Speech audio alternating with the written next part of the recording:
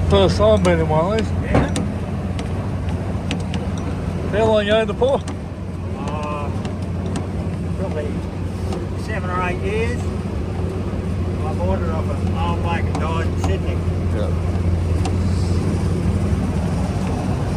What year model are we looking at? About 45, 1945.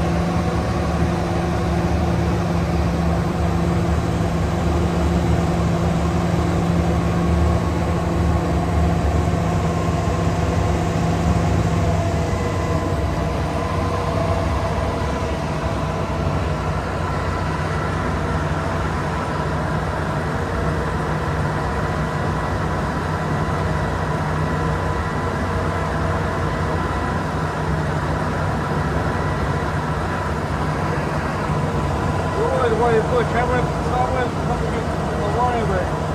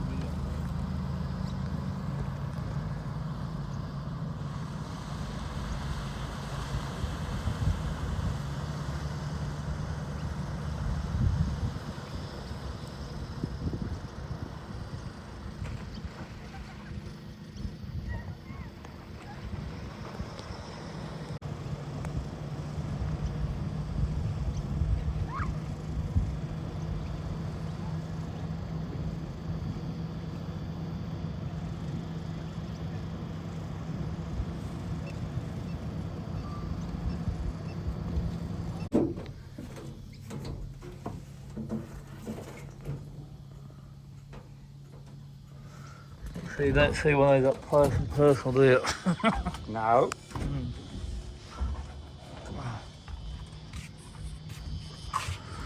Here's a bird's eye view for you.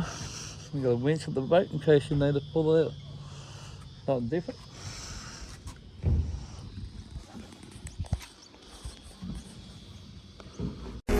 All over the world, wherever our troops have landed, supplies must go through, even though harbors and piers are inadequate or non-existent. Some of the cargoes are carried by lighter and trucks, but transferring cargoes on the beaches eats up precious time, causes congestion, and invites attacks from the air. Here's a solution to this vital problem of supply. In one simple operation, a newly perfected amphibian picks up a cargo from a ship anchored offshore. Able to roll over sandbars or reefs that would ground a lighter, it heads for the shore, takes its cargo out of the surf and across exposed beaches, and deposits it at a dump well inland. Pack horse of land and sea, it's known officially as the DUKW. The man who drives one calls it the Duck. With the amphibious hull stripped away, the Duck stands revealed as the standard 6x6, 2.5-ton Army truck. Parts, of course, are interchangeable, which is a big advantage. With 5 forward gears, high and low range, it can do 50 miles an hour on good roads and 6.5 in the water.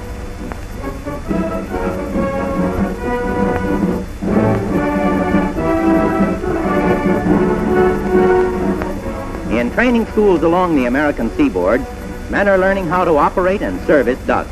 Training is tough, but interesting. A driver must be a combination truckman, stevedore, seaman, and mechanic.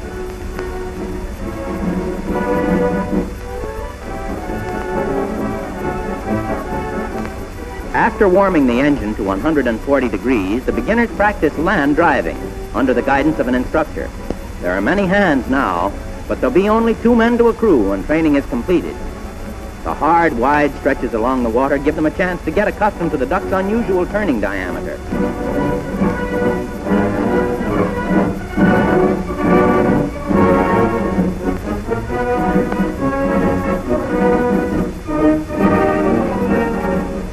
Then they're ready to practice convoy driving, learning to maintain the proper interval, which is twice the speedometer reading in yards. Tire pressure must be changed to fit changes in driving conditions as shown in the table in the driver's cab.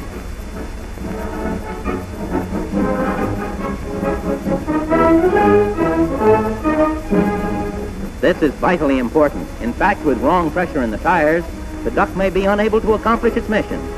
All types of roads and cross-country driving are encountered, and because of its ship-to-shore operations, the amphibian must often travel through loose sand.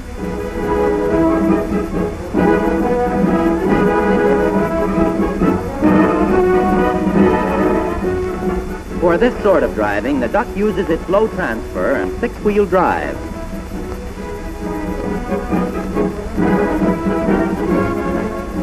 With the wrong tire pressure, sand is a trap, as this demonstration will clearly show. The duck on the left has tire pressure for road driving, the one on the right for sand. The hard tires make narrow, deep tracks, while the deflated tires splay out like a camel's foot, giving good traction.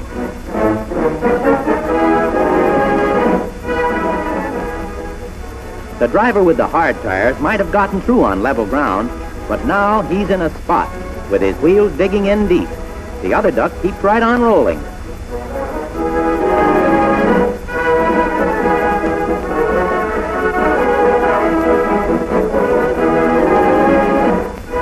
This can happen even with deflated tires, and the duck is provided with a winch, cable, and anchor, which are invaluable in such emergencies. With the anchor securely buried in the earth, the duck can pull itself out. A T-shaped hole is dug with the head of the T 4 feet deep to give the flukes of the anchor a good grip.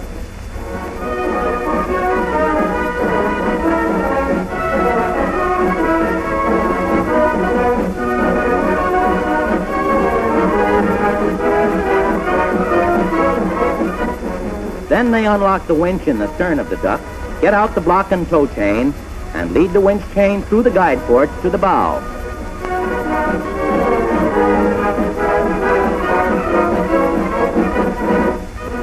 Equipped with 300 feet of wire cable, the duck is prepared to pull itself out or pull out another duck. It's a good idea to unreel a lot of cable, as this increases the strength of the pull.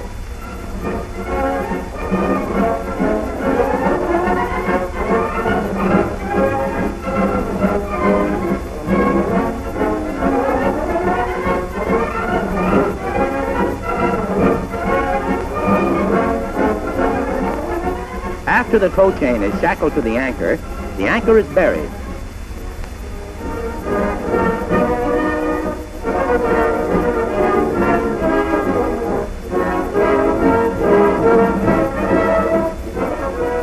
The winch cable is led through the block, which is hooked to the chain. The block doubles the pulling power.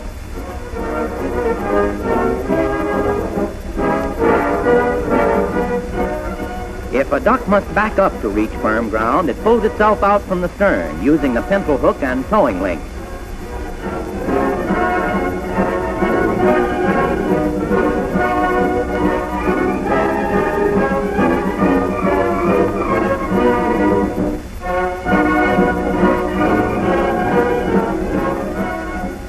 When winching from the bow, the cable should be secured to a lower towing shackle with the point of the hook up. Then the winch is engaged in low, and the slow, steady pull begins with the wheels helping out. The cable should be wound up evenly and tightly. Next time, this crew will watch their tire pressure more carefully.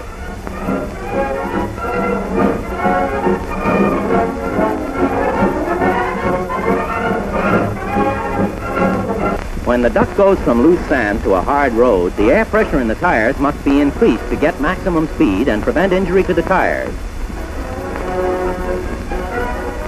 The crew engages the tire pump using the control in the driver's cab and gets out the air hose.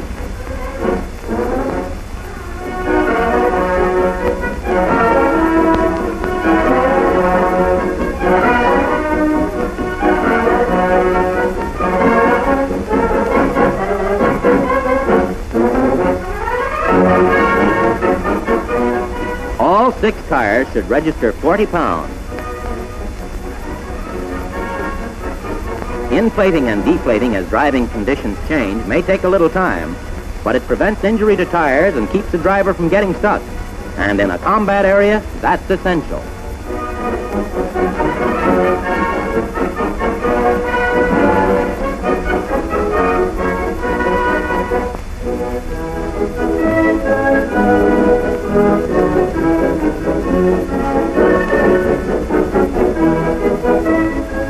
Many precautions must be taken before the duck enters the water.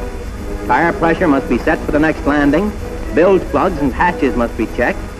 The crew erect front and rear surfboards.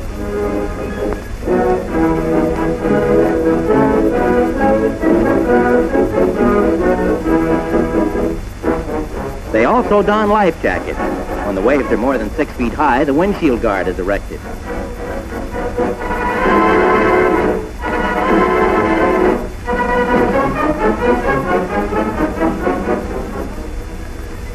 The propeller is engaged, and the duck heads into the surf, keeping as square as possible to the breakers.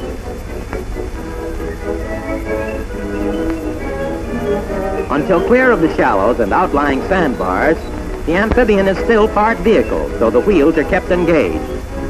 Drivers learn that steering is quite different than it is on land. The stern instead of the bow responds to the wheel, and much more slowly. They ship water, but the bilge pumps, running constantly with a capacity of 220 gallons a minute, take care of that.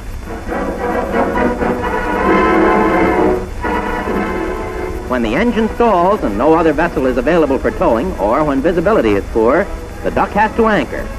In ordinary weather, it's anchored from the stern. In heavy seas, the cable is led through the fair lead at the bow and back to the stern.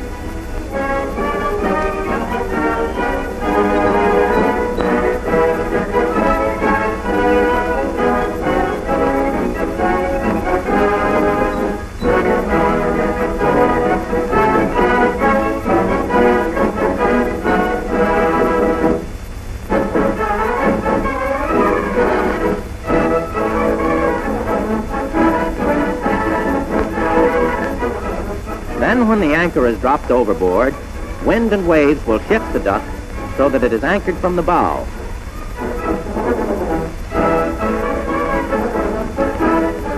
The anchor is hauled up by the winch until it is possible to make a line fast to the anchor shackle. Then the line is led back amidships and the anchor is hauled aboard.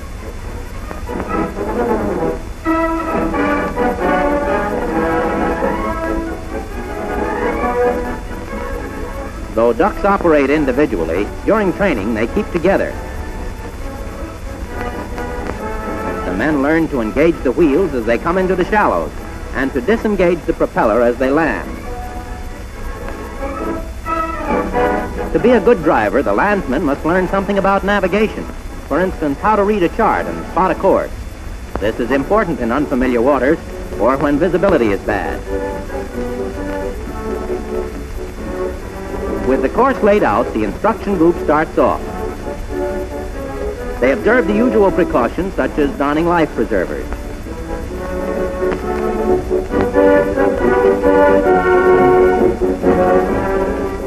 They head squarely into the surf with the wheels ready to roll them over shallow spots.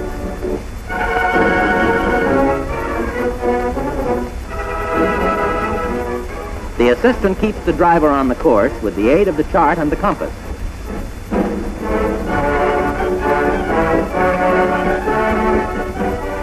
Now they're heading in for a landing across an inlet where a strong tide is flowing. Tides and currents will always fool a novice, and this man is making the usual beginner's mistake of pointing his bow at the front marker on the shore where he intends to land. Watch the front and rear markers spread out, showing how the current is pulling him off course. Sure, he'll land where he's heading, But he's doing it the hard way, going in there in an arc instead of a straight line.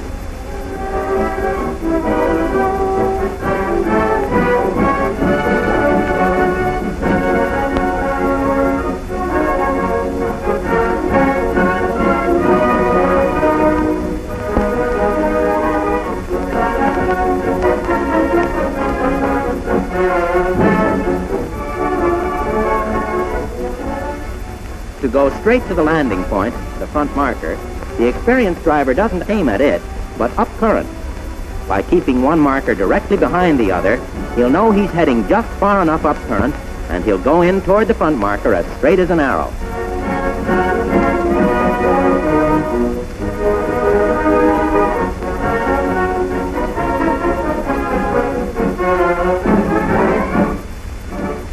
In the water as well as on land, there are traffic rules which must be followed. For instance, a duck coming out of the surf has the right of way. If a driver finds another approaching him from the starboard or right, he stays out of his way.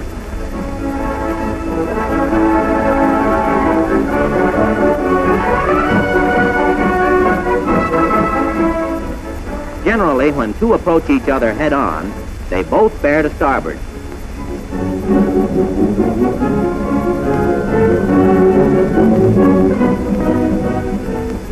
The men are thoroughly grounded in maintenance work, which is highly important in a truck that goes to sea. Every vital part should be serviced at regular intervals. They become familiar with the easily accessible engines, with their waterproof hatches and waterproof spark plug housing. Daily maintenance work includes filling the grease cups, greasing with the gun, and oiling.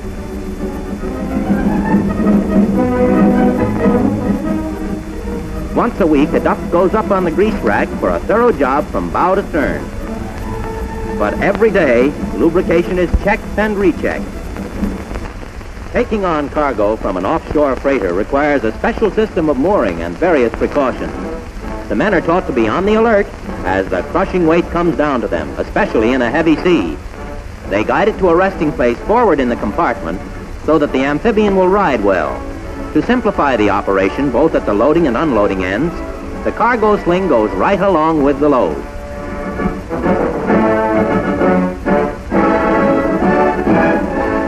Under normal sea conditions, the duck can carry as much as 6,000 pounds with efficiency.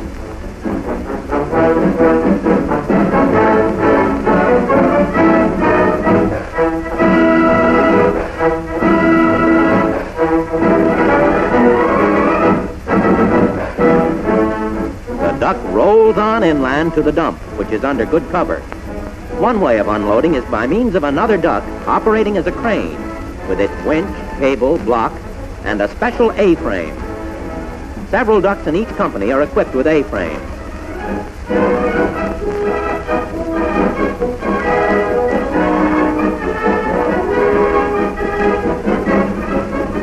Special hand signals are used by the dump crew and the A-frame operator. As a precautionary measure, the A-frame lowers its heavy burden close to the ground. Then it carries the load to any selected spot. The A-frame can carry as much as 4,500 pounds.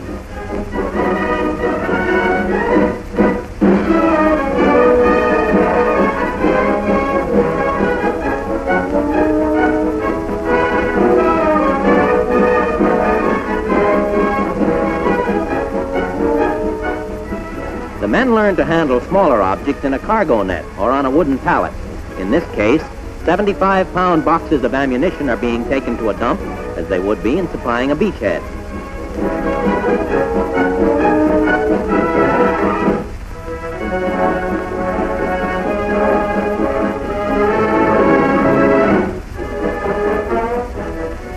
In both land and sea driving, a duck crew must know a lot of tricks. Here, for instance, a strong current is holding the amphibian against the ship. To get away, the driver swings out his stern by using the wheel. Then he reverses the engine, engages the wheels in high transfer, and when he has sufficient clearance, disengages the wheels and swings out.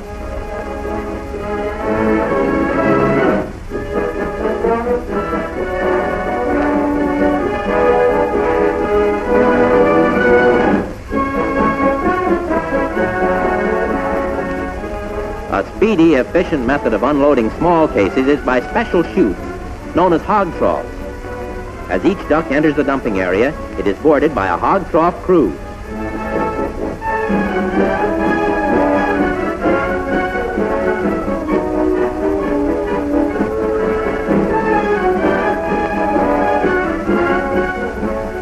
As the duck crawls along, the cases are laid down as much as 6,000 pounds in 2 minutes, the duck circling back toward the entry point. Each succeeding duck lays down its cases in a wider circle.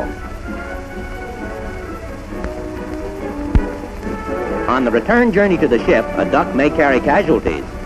As many as 12 men may be carried in the cargo compartment if they're loaded according to plan. The first 2 litters must be laid on the floor crosswise in the front. The next 4 go in lengthwise at the back. This leaves just enough room between front and rear litters for 2 medical attendants to stand within easy reach of most of the men.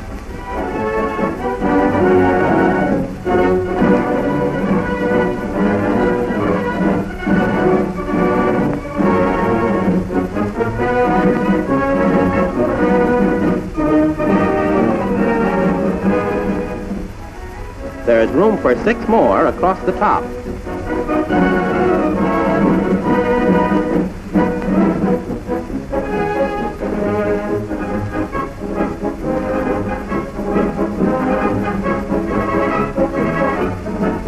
The tarpaulin protects the wounded from the weather and from salt spray, an important matter in the case of those suffering from shock.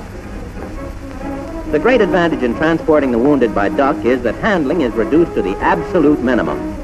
As the amphibian rolls down to the beach, into the water, out to the ship, they stay right where they were loaded.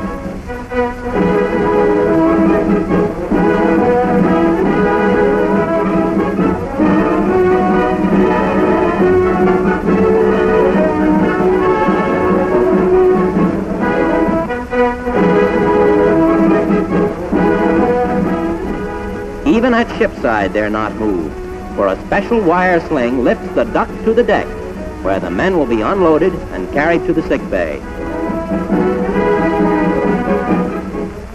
Land and sea ambulance service, and not the least important of the many jobs which the members of the Duck Company must learn to perform smoothly and efficiently.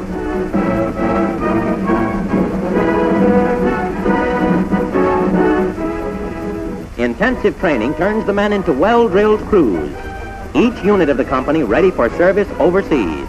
The squad with its 4 ducks, the section with its 8, the platoon with 16, and the entire company with 50, as well as a truck, a wrecker, a jeep, and an aqua jeep. On their way to Guadalcanal, and men and amphibians are ready to meet the challenge of primitive conditions. No great port facilities in the savage jungle lands of the far Pacific, few harbors or piers of any sort, and barrier reefs of coral blocking off 85% of the tropical shores from boat landing. But the ducks can ride over barrier reefs, which suggests how large a part they will play in future operations in this part of the world and elsewhere.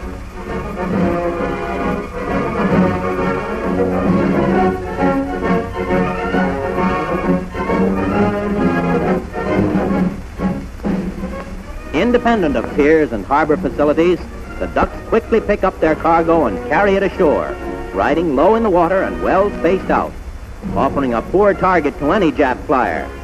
The sea is calm here and landings are easy, but the ducks can also land on difficult beaches, coming in safely through crashing 15-foot breakers.